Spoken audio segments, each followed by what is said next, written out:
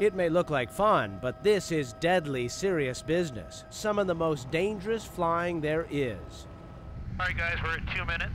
Tim Woodruff is piloting an EMS helicopter on an emergency call north of Boise, Idaho. And as you see, if you go north, you're in a different world within a very short period of time. It's a world of rugged, sparsely populated mountains. No problem on this sunny afternoon.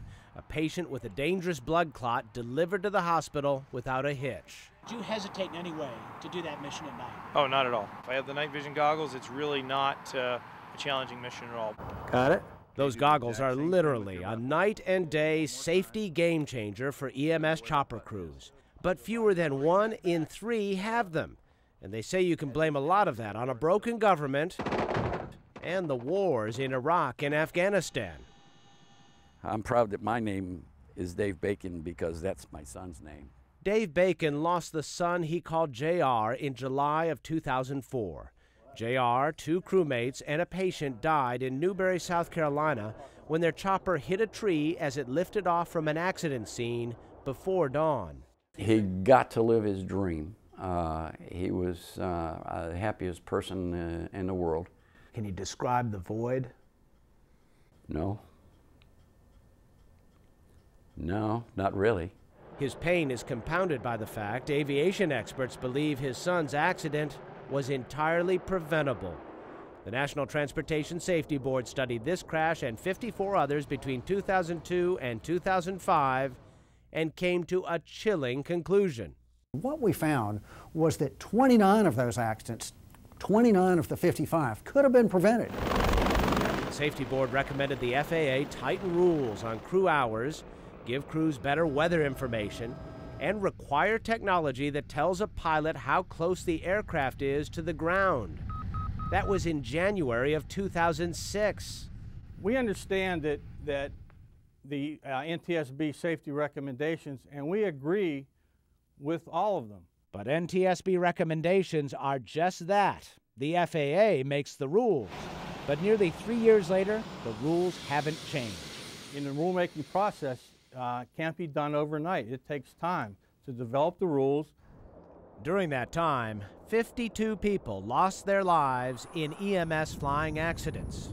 At the NTSB, mounting frustration. This is unacceptable. The rulemaking process does take time, but we need to move forward.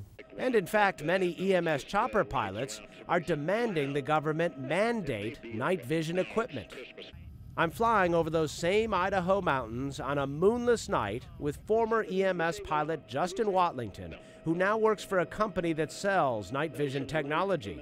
It is pitch black. I can't see a thing out the windows until Justin turns on my night vision. Oh my gosh, that is unbelievable.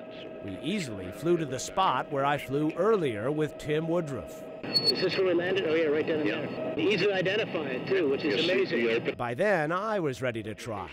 I was able to fly at treetop level in complete darkness with confidence.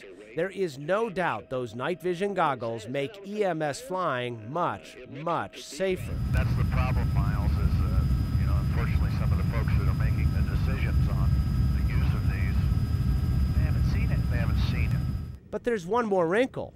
The wars in Iraq and Afghanistan have created an acute shortage of night vision goggles. Why don't they just make more? The plant is maxed out. They're now operating 24 hours a day, 7 days a week. It would be very difficult to make any more than what they're making right now. A night vision system runs about $60,000. A small price to pay, say those who risk it all to save others. You know, if I owned an aviation company, I'd like to think I would buy goggles immediately as part of our equipment before we ever got going. In the year Dave Bacon laid his son to rest, 16 other families of EMS flight crew members did the same. While no one disagrees on how to make these risky missions safer, the death toll just keeps mounting. I asked Dave Bacon if it makes him angry. No, I can't get angry. Anger is just going to eat you up. We'll all continue on. We'll all have a life to live. It just happens to have a big hole in it. Miles O'Brien, CNN, Greenville, South Carolina.